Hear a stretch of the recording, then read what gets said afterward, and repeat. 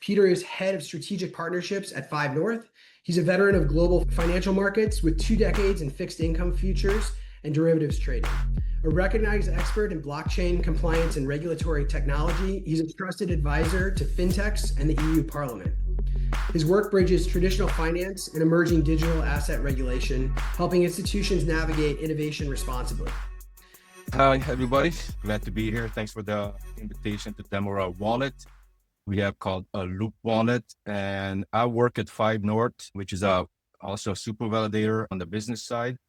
And one of the reasons they're able to build this wallet out is because our super validators, we're not able to get our Canton coin, our CCs into the wallet. There was no wallet able to get out there. So be able to build this out on our own. We don't subscription for it. We don't have a token around that. It's free. It's for everybody. It's self-custody wallet. So you have to sign up. We send you a link. You have a sign-up period. Very important to save your private key, not your key, not your token. So that's the way we are going. When you are able to sign up, which is at the moment is very difficult because the demand is very high to get our wallet. When you're able to sign up, you're gonna able to see this, what able to see on my screen at the moment. It's our simple dashboard. What we are trying to do is build for Canton network itself. So what we are trying to do to make sure just make it very simple to send, receive, and store, and everything on the Canton network itself.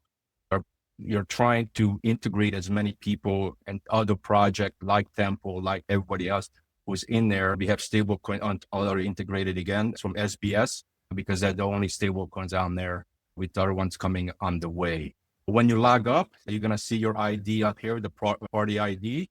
The first thing you need to do is go to settings, and you need to able to toggle both of these UTXO management and the one transfer on, just to make sure when you have any kind of reward program or anything, if you're walking, you run your validator or node operators, you have to, that automatically goes into your wallet. You don't have to do anything on that side.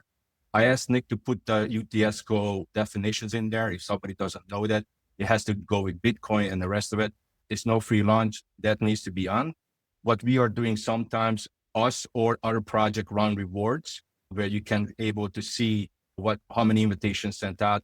Because everybody comes to me for invites to join onto the wallet. I send out invites. You can see how many joined. So you're going to see everything in one place where all the rewards program is. When you're able to invite a friend, so just in case, like you want to, you were sent and you have an invitation code from me, you can send that to somebody else out there who wants to join on the Canton Bay wallet. Next thing, you can go to notification just to make sure email. So if somebody transferred to you, you can see it in your email too, and it will track it that way. So you have email tracker with your compliance or somebody else able to see it as well on your side if you're working on that. I'm not going to go into the private key. You need to save your private key, that part that's yours. If you lose it, we cannot place it. It's very important. It's self-custody for a reason. Cannot emphasize it enough because people always come to us. I lost my key. What can I do? I still have my email. I still have my password. We cannot do anything about it. This is an address book where you can put when somebody send you something and you go back and forth with that person quite a bit. I have Constance, my colleague, and Giannis, our founder. I can click it right away if you want send something back to them. If they want to, a token needs to be sent. I don't need to look for his party ID. I can able to send it just by their name or firm or anything that you can make more a distinction for you when you want to send it. I will give you an example a little bit later on. Since I have Nick send something to me and I only can see the party ID, I will show you how you would add to the contact. Account management. So if you have a compliance officer or you have a risk management, anybody on your team, this is an account where you can able to block people or remove the device or anything that the compliance officer needs to be worked on. We make sure we set up in the account management side to be able to have control of it by a third party for inside your firm. But you can do the same thing in your house if you have an issues on that. The history button, I'm gonna hop over here. So here's your history. Whoever sent you or received When you get the blue check marks, is that completed, it was successful. Also, these are rewards that we are getting. That's why you can able to show. Right now, this is what I received from Nick yesterday, the SBS side. So we can click on that. Who sent it to? But he sent it to me yesterday. It gives you the time, the state that you see. This is where you can see his name, who's it from. And I will say you had to remove that and you had to go to that. This was my email. The network was Canton, the transaction amount. And we are working on the Explorer. So when you click on this, it will go to our Lighthouse Explorer and you can track everything and the more extra information on that. Let me go and take Nick out and show you how to get the address book real quick. Nick, wasn't here? My apologies. I need to refresh. So when I refreshed it, he was gone, right? So before you see Nick, I removed that. Now you just see his party ID. When I click on it, you see the clipboard that just chopped up in here. I can go back to the address book. You can add contact. You can paste the ID right there. I can put Nick. If you go back, refresh, it shows up right here. So you can change the name of the person right away. I hope that was quite simple. Then we can go to the dashboard. So we have both ways. This is the price of the CC Canton coin at the moment.